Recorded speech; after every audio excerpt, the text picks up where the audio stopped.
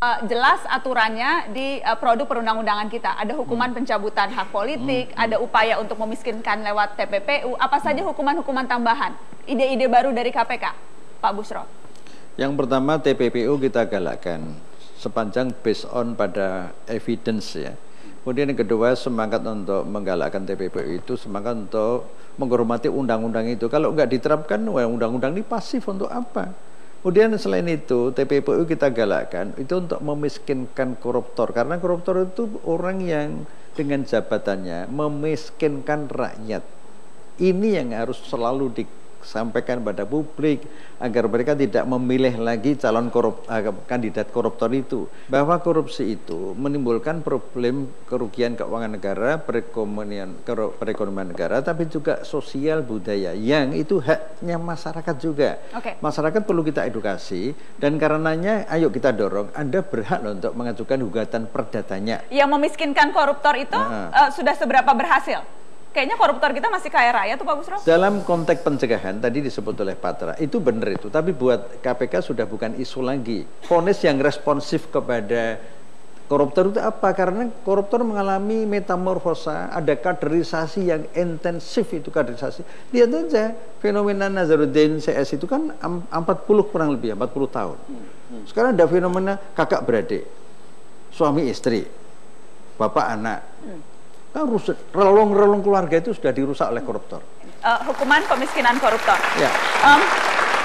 Satu lagi hukuman pencabutan hak politik. ICW melihatnya bagaimana pencabutan hak politik? Karena kalau kasus kemarin misalnya, walaupun itu sudah dimintakan, tapi kemudian vonis hakim mengatakan hal yang berbeda. Khusus kasus Anas Urbaningrum ya.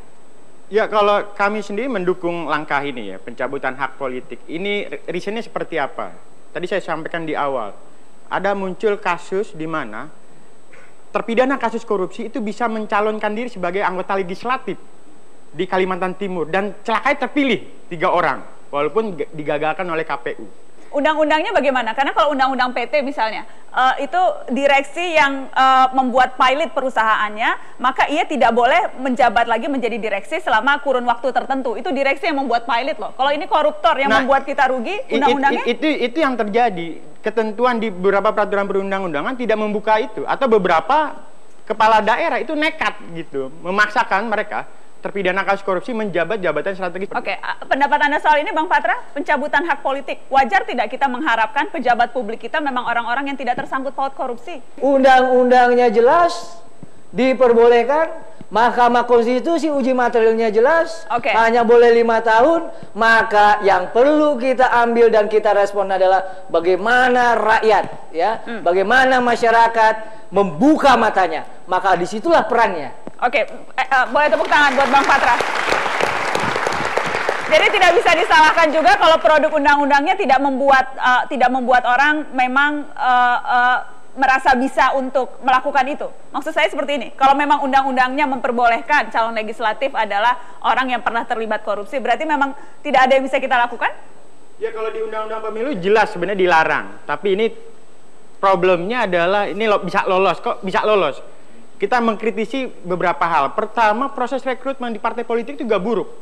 Artinya mereka tersangka, terdakwa, terpidana kasus korupsi kok bisa lolos mencalonkan diri sebagai anggota legislatif. Concern saya begini, jabatan publik, jabatan politik di DPR, anggota legislatif di DPR itu karena adalah mandat dari rakyat kepada dia untuk memperjuangkan rakyat. Bagaimana mungkin kita percaya kepada dia, orang-orang ini yang tersangkut dalam kasus korupsi, kalau dia sendiri punya masalah serius, dia sendiri tercela gitu. Jadi jangan sampai misalnya parlemen dikotori oleh koruptor, pemerintah daerah dikotori oleh koruptor. Ini yang saya pikir harus dicegah seperti itu.